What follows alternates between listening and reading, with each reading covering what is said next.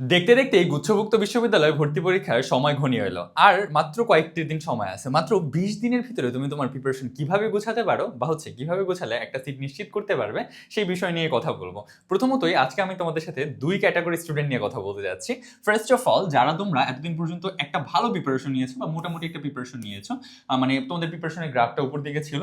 আর একদম যাদের সাথে আর সেকেন্ড যাদের সাথে কথা বলবো সেটা হচ্ছে যাদের প্রিপারেশন লেভেলটা একটু নিচে আছে বা যারা এখন পর্যন্ত ওইভাবে ভালো একটা প্রিপারেশন নিতে পারো না। তো চলো শুরু করা যাক। একদম প্রথমেই তোমাদের কি করা উচিত, 20 দিনের এই সময়টার ভিতরে কিভাবে ভাগ করবা, কি করবা না করবা, প্রত্যেকটা বিষয় নিয়ে তোমাদের সাথে কথা বলবো ইনশাল্লাহ। কয়েকদিন পরে যেহেতু তুমি পাবলিকিয়ান হতে যাচ্ছ, তো এই বিষয়গুলো যদি ফলো করো তাহলে এটা তোমার পথটাকে সহজ করবে ইনশাল্লাহ। তো চলো আমরা প্রথমে দেখে নিই আমাদের কি কতটুকু সময় আছে। আমাদের সময় আছে 20 দিন, রাইট? কয়দিন? 20 দিন সময় আছে।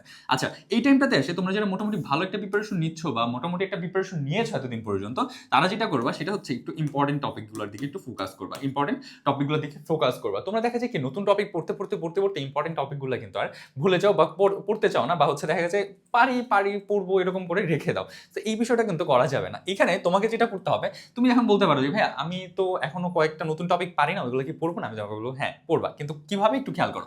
তোমার এই জায়গায় সময় আছে 20 দিন। 20 দিন সময়ের ভিতরে তুমি যেটা করবা, প্রথমত তোমার সময়টাকে দুইটা ভাগে ভাগ করবা। একটা হচ্ছে 10 দিন আর একটা হচ্ছে 10 দিন। ফার্স্ট 10 ডেইসে তুমি তোমার যত লেভেল মানে যত রকমের তোমার সমস্যা আছে, তোমার দেখা গেছে তুমি একটা টপিক পারো না, একটা টপিকে সমস্যা আছে, তুমি কিভাবে সলভ করা নিবে তুমি নিবা তোমার মেন্টর থেকে সলভ করে না, তুমি তোমার টিচার থেকে সলভ করে না, তুমি কমপ্লিট করো, অনলাইন ক্লাসেস করো বা যে কোনো মাধ্যমে তুমি কমপ্লিট করে নাও যে তোমার যত রকমের সমস্যা আছে এই 10 দিনের ভিতরে কমপ্লিট করবা। 10 দিনের ভিতরে কমপ্লিট করার পরে তোমার যেই তোমার যত রকমের সমস্যা ছিল সব শেষ। এরপরে তুমি যেটা করবা সেটা হচ্ছে বাকি নেক্সট 10 ডেজ তুমি রিভিশনের জন্য রাখবে। মাথায় রাখবা রিভিশন তোমাকে অবশ্যই করতে হবে। আর এই 10 দিন ভিতরে তোমার যে সমস্যা তুমি সলভ করতেছো, এই সমস্যা সলভ করার পাশাপাশি ইম্পর্টেন্ট টপিকগুলোকে অবশ্যই একটু দেখে রাখবা। ইম্পর্টেন্ট টপিকগুলোকে একটু অবশ্যই দেখবা।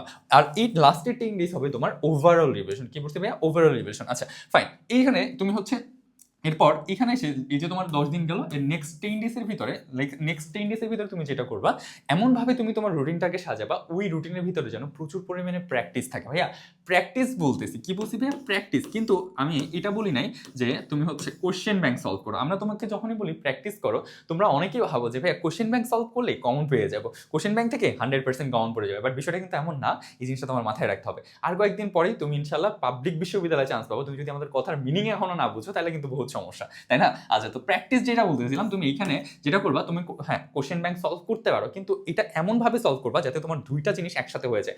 ছোট্ট একটা টেকনিক আমি তোমাকে বলবো। কি করবা জানো?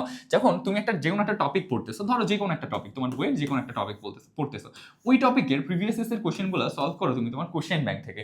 আদারওয়াইজ এটা করতে পারো যে টপিকটা নিলা, টপিকটা পড়ার পরে প্রিভিয়াস এসে যত কোশ্চেন আছে তোমার, তো দেখা গেছে তোমার জিএসটি তে এই কাজটা করে যে ঢাবি রাবি চবি তারপরে সিও বিসিএস এর কোশ্চেন থেকে হুবহু কোশ্চেন আসতে দেখা যায় বা রিলেটেড কোশ্চেনগুলো আসতে দেখা যায়। সো ওই কোশ্চেনগুলো প্রিভিয়াস কোশ্চেনগুলো ওইখান থেকে তুমি প্র্যাকটিস করবা বা সলভ করবা। এর বাইরে একটা যেটা করতে পারো সেটা নিজেকে জাজ করার জন্য, অনেক সময় আমরা অনেক পড়াশোনা করি বাট জানি না আমি অ্যাকচুয়ালি কোন জায়গায় ভুল করতেছি। ওটার জন্য তুমি চাইলে আমাদের যে এক্সাম ব্যাচ আছে, বা আমাদের না হোক বা অন্য যে কোনো এক্সাম ব্যাচ হোক, ওই এক্সাম ব্যাচে তুমি ভর্তি হও। আমাদের 199 টাকার এক্সাম ব্যাচ আছে, মাত্র 199 টাকা। তুমি চাইলে এখানে এনরোল করতে পারো। এখানে এনরোল করে তুমি তোমার সমস্যাগুলোকে আইডেন্টিফাই করে লাস্ট 10 ডেজের ভিতরে যে কোনোভাবেই হোক ওগুলো সলভ করবা। কোনো রকমের গাফিলতি এই বিষয়টাতে নিয়ে করবা না। একদম কোনো রকমের কিপটামি ওই বিষয় নিয়ে চলবে না যে ভাইয়া আমি এটা করবো সেটা করবো, আমি নিজে প্র্যাকটিস করে দেখে নেবো আমার কোথায় সমস্যা আছে। হবে না, এটা হয় না, কখনোই সম্ভব না। তুমি যখন একটা এক্সাম দিবা তখন বুঝতে পারবো তোমার কোথায় সমস্যা আছে। আচ্ছা আসো, এরপরে যে বিষয়টা করবা, যে এই ওভারঅল এই জিনিসটা করলে আরেকটা জিনিস মাথায় রাখতে হবে। এইখানে তোমরা যারা মোটামুটি প্রিপারেশন নিছো এতদিন পর্যন্ত, তাদের পড়ার এতদিন কি বলছি ভাইয়া, একটা শর্ট টার্গেট নাও, শর্ট টার্গেট নিয়ে পড়াশোনা করো, আধা ঘন্টা স্লটে ভাগ করো, 1 ঘন্টা স্লটে ভাগ করো।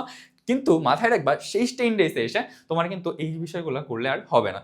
তোমার কি করতে হবে, এইখানে রিভিশন প্ল্যানটা তুমি তোমার দিনটাকে 3টা ভাগে ভাগ করে ফেলবা। কি করবা? 3টা ভাগে বা 4টা ভাগে ভাগ করবা। তোমার যে কটা সাবজেক্ট পড়া দরকার ওই কটা ভাগে ভাগ করে নিবা। ওকে, ভাগ করে তুমি তোমার 3টা ভাগে আলাদা আলাদা করে, ধরো তুমি সকাল থেকে দুপুর পর্যন্ত সারাক্ষণ তুমি যদি ইংরেজি পড়ো, ইংরেজিই পড়ো, এরপরে বাংলা পড়বা, বাংলাই পড়বা। একদিনে 3টা সাবজেক্ট অবশ্যই কভার করবা, 4টা সাবজেক্ট অবশ্যই কভার করবা। রাতে তুমি বাংলা কি বলে জিকে পড়তেছো, জিকেই পড়ো। এইভাবে করে তোমার এবার আগাইতে হবে। রিভিশন প্ল্যানটা একটু ভিন্ন ধর্মী হয়, রিভিশন প্ল্যানটা একটু অন্যরকম ভাবে সাজাইতে হয়। এই জিনিসটা একটু টুকে নাও অবশ্যই, খাতার কোনায় কোনায় আমার এই কথাটা লিখে নাও, নাহলে কিন্তু তুমি পস্তাবা, একটা দিন শেষে কিন্তু তোমার পস্তাইতে হবে।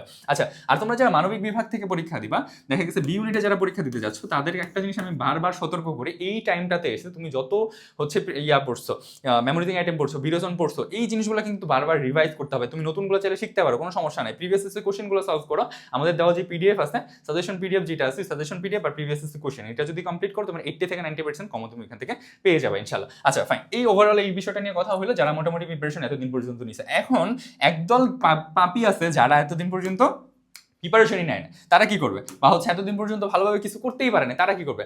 তোমাদেরকে বলবো ভাইয়া, তোমাদের রিভিশন দেওয়ার যে বিষয়টা, এটা মনে করো জীবন থেকে উঠা গেছে।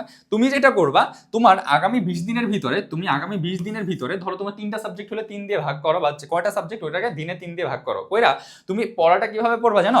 পড়াটা এখানে করবা, তুমি যেই দিন পড়তেছো, ধরো কোনো একটা টপিক আজকে শেষ করছি, আমি কোনো একটা টপিক আজকে শেষ করছি, ওই দিনই তোমার রিভিশন করতে হবে। কোনো কিছু করার নেই, কারণ তোমার হাতে তো সময় নেই, তুমি তো দিন পর্যন্ত টুটু করে বেড়াইছো, পড়াশোনা করো নাই, তাহলে তোমার তো এখন পস্তাইতে হবে। একটু পস্তাও, বাট এই টেকনিকটা ফলো করে চান্স হইতে পারে তোমার। সেটা হচ্ছে যেদিন তুমি যে টপিক পড়তেছো ওই দিনই তোমার জন্য প্র্যাকটিস করতে হবে, ওই দিনই তোমার জন্য সব কমপ্লিট করতে হবে। পরে ভাববা যে পরে এক সময় রিভিশন করে নিবে, এটা হবে না। পরীক্ষার 2 দিন আগে তুমি চাইলে বড়জোর চোখ বলাইতে পারবা, এর বেশি কিছু করা নাই। সো তুমি যেই দিন যেই টপিক পড়বা একদম খায়ে ফেলো, ওই দিন ওই টপিকটা একদম কমপ্লিট করে ওটার এক্সাম দিয়ে নিজেকে একদম প্রো লেভেলে করে ফেলো, যাতে করে তোমার কোনো রকমের সমস্যা না থাকে, ঠিক আছে? আচ্ছা ফাইন, আরেকটা জিনিস করবা, সেটা হচ্ছে শেষ 2 দিন তোমার হাতে সময় থাকবে। লাস্ট কয়দিন ভাইয়া?